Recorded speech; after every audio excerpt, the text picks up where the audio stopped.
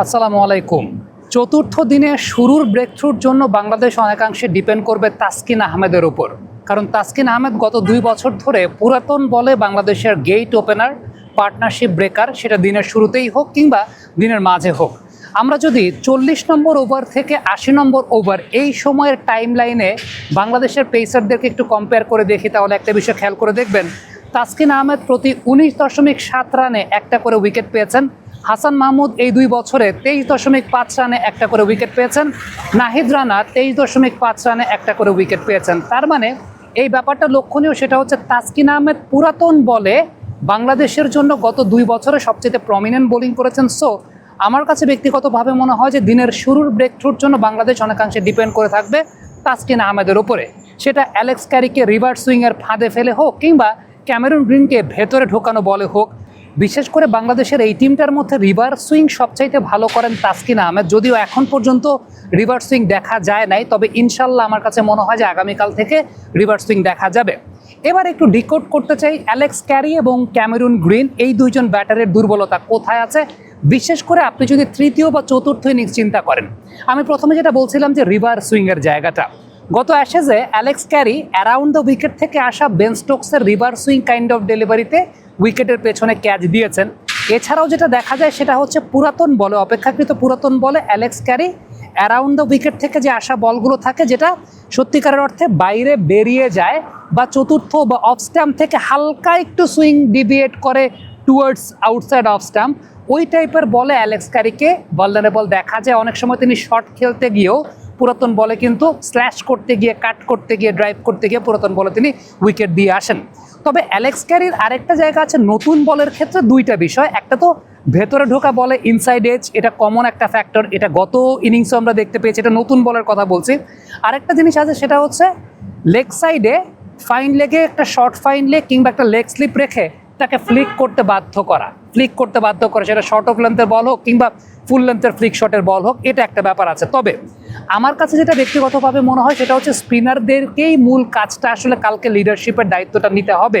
এবং এক্ষেত্রে অ্যালেক্স ক্যারির সবচেয়ে গুরুত্বপূর্ণ ব্যাপারটা হচ্ছে তাকে কন্টেইনিং বোলিং করতে হবে। মানে উইকেট করিডোরটা মেনটেন করে, স্টাম্প করিডোরটা মেনটেন করে তাকে বোলিং করে যেতে হবে। এবং তার স্ট্রেংথের জায়গাটা হচ্ছে এই টাইপের বলে সুইপ করা বা রিভার্স সুইপ করা, তাকে সুইপ বা রিভার্স সুইপের ফাঁদেই সবচেয়ে বেশি ফেলতে হবে।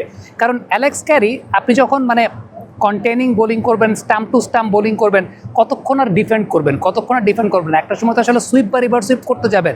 সো ওই সুইপ বা রিভার্স সুইপ করানোটা হচ্ছে কি অ্যালেক্স ক্যারিকে সবচাইতে বুদ্ধিমানের কাজ অ্যাজ আ স্পিনার। এবং definitely Mehedi Hasan Miraz will be there, Taijul Islam will be there.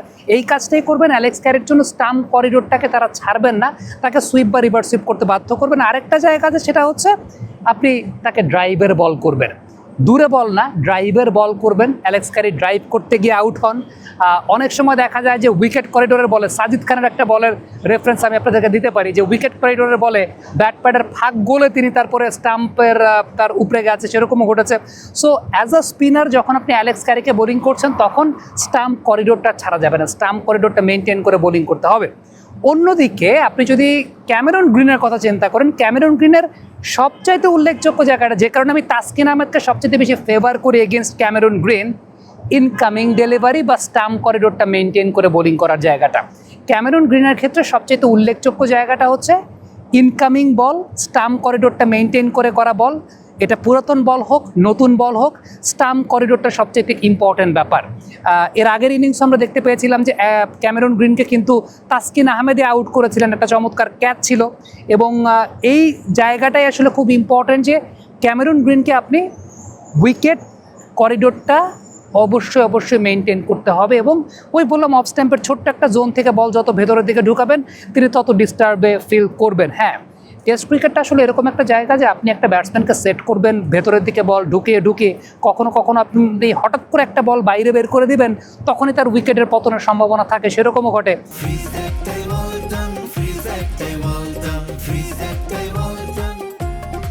But Cameroon গ্রিনের এগেনস্টে আমি সত্যি কথা বলতে তাসকিনকে আসলে ওই জায়গাটা অনেক বেশি মাত্রায় প্রেফার করি। এবারে ক্যামেরুন গ্রিনের এগেনস্টে স্পিনারদের যে ব্যাপারটা হয়, আপনি যতগুলো ভিডিও ফুটেজ বিশ্লেষণ করবেন, ক্যামেরুন গ্রিনের ক্ষেত্রে অফ ব্রেক বোলার অনেক বেশি মাত্রায় হ্যান্ডি থাকেন এবং মূল বিষয়টা হচ্ছে তাকে এমন একটা লেন্থে কনফিউজ করা যেখানে তাকে ক্রিজ ছেড়ে বেরিয়ে আসতে বাধ্য করা, মানে সামনে তিনি ড্র্যাগ করবেন আর কি, সামনের দিকে বেরিয়ে আসবেন এবং সেই জায়গাটা টার্নটা প্রডিউস করতে হবে। এটা যেমন একটা আছে। আরেকটা কমন প্যাটার্ন দেখি, কখনো খারাপ বলে তিনি উইকেট দিয়ে দেন, শর্ট অফ লেন্থের বল করলে পুল শট করতে গিয়ে তিনি উইকেট দিয়ে দেন। এখন ইন্টেনশনালি শর্ট অফ লেন্থের বল বাংলাদেশ করবে কিনা, মানে ওই অ্যাটাকিং জায়গা, প্রথম দুইটা বিষয় আমি দুই স্পিনারের জন্যই বলছি যে অ্যালেক্স ক্যারিকে ওই ড্রাইভের বল করে, ড্রাইভ করার বল করে ওই রিস্কটা নেবে কিনা সেটা একটা বিষয়।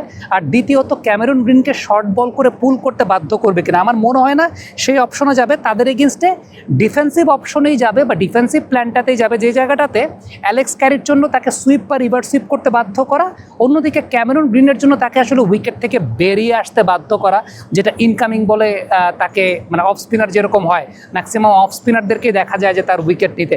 আবার এমনও হতে পারে যদি বাংলাদেশ একটু অ্যাটাকিং চিন্তা করে, তখন ক্যামেরন গ্রিনকে একটু শর্ট বল করলে পুল শট করতে গেলে তার ধরা পড়ার সম্ভাবনাটা থাকে। সো বাংলাদেশ ডেফিনেটলি, বাংলাদেশ টিমের সঙ্গে অ্যানালিস্ট আছেন, তারা এর মধ্যেই প্ল্যানটা করবেন। তবে দিনের শুরুতে আমার মনে হয় বাংলাদেশ অনেক বেশি মাত্রায় ডিপেন্ড করবে তাসকিন আহমেদের উপরে।